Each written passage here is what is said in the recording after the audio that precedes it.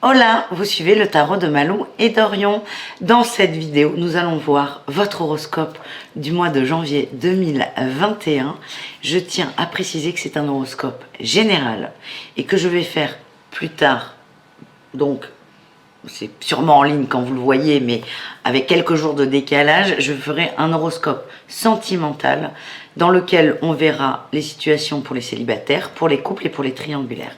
Là, ici et maintenant, on est sur du général. On va se laisser porter avec les cartes, le tarot et les oracles, et on verra vraiment ce qui ressort pour vous ce mois-ci dans l'énergie, dans le général. J'insiste là-dessus.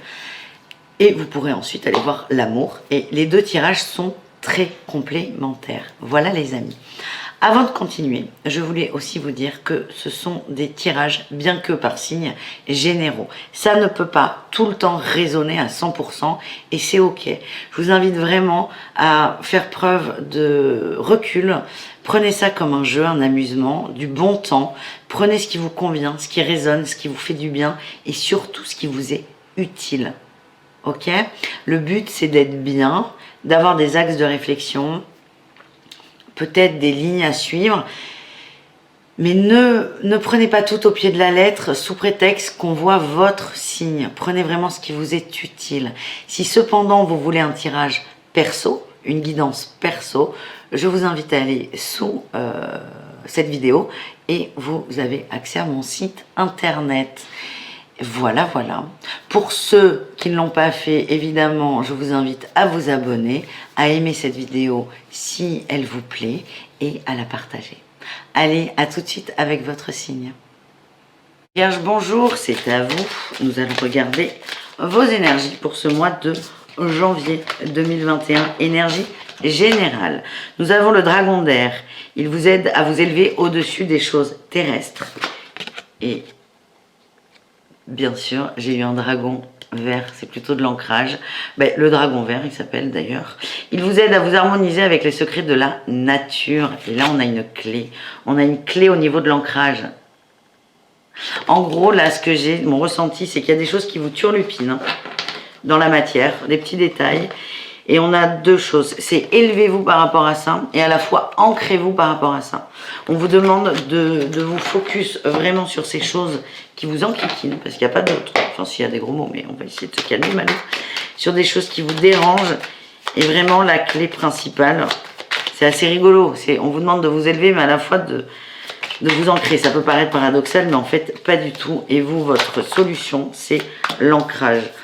On parle d'un ancrage à la famille, c'est très important les vierges, la famille. La famille vous fait beaucoup de bien. C'est votre soleil, c'est votre chaleur, c'est votre vitalité. Ça va vous permettre d'affronter le brouillard de la lune, et une forme de dualité qui peut y avoir chez vous. Et on a ensuite le battleur, on n'a que des cartes fortes là pour vous. Le battleur qui va vous permettre de terminer un cycle pour enfin vous élever et lâcher ce petit truc qui vous gêne. On va essayer de... Enfin, on va recouvrir la lune si on peut.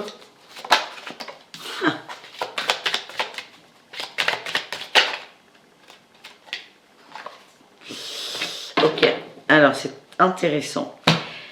Votre brouillard, ce qui vous dérange, ce qui vous bloque, c'est vous. Hein. C'est le 4 de denier. Il y a des choses que vous ne voulez pas lâcher. C'est ces choses qui vous empêchent de...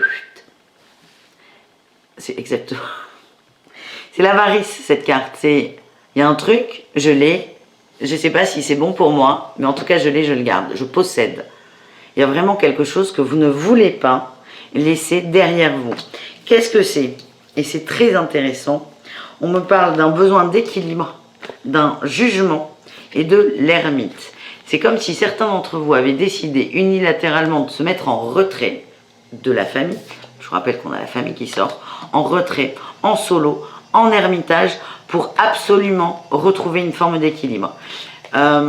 C'est plutôt quelque chose de positif, une démarche qui est positive, mais en fait là c'est comme si votre ego prenait un peu le dessus sur la situation. Le message qu'on vous envoie là, c'est oui, c'est une très bonne idée, c'est une excellente idée que tu aies décidé de te mettre en retrait, de faire de l'introspection, de voir en toi.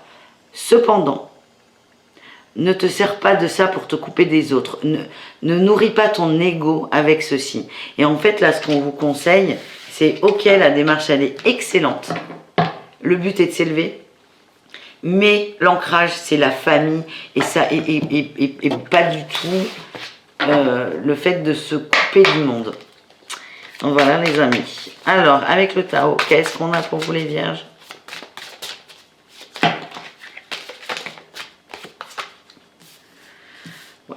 On a la saisie et l'enfant intérieur. Vous avez une envie incommensurable, irraisonnée de connecter avec cet enfant intérieur. C'est très très bien. C'est bien. Hein, mais là, vous êtes sur le verglas, vous êtes en train de... Vous n'êtes pas en train de tomber, mais vous êtes en train de... Vous savez, là, quand on est sur le verglas et qu'on glisse, on maintient un équilibre, on n'est pas du tout à l'aise. Vous êtes dans cet état d'esprit.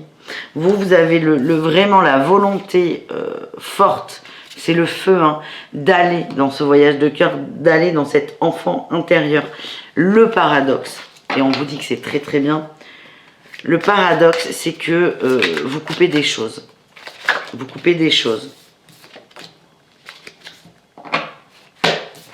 C'est mon ermite, il ressort là. Et on parle d'attraction des opposés. C'est ce que je viens de vous dire.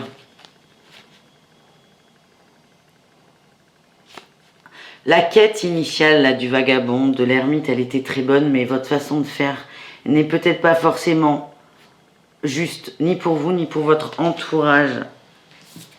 On me parle d'autosuffisance et d'empêchement mineur. Et vous avez pas un problème, mais vous bloquez une adaptation. Qu'est-ce que vous bloquez? Vous bloquez l'innocence. En fait, là, vous êtes sur un très très bon... le cheminement, il est excellent. On va vers sa vérité intérieure, son enfant intérieur, oui. Mais là, on arrive à la porte de l'innocence. Vous avez toqué à la porte. On vous a répondu, mais vous n'arrivez pas à l'ouvrir.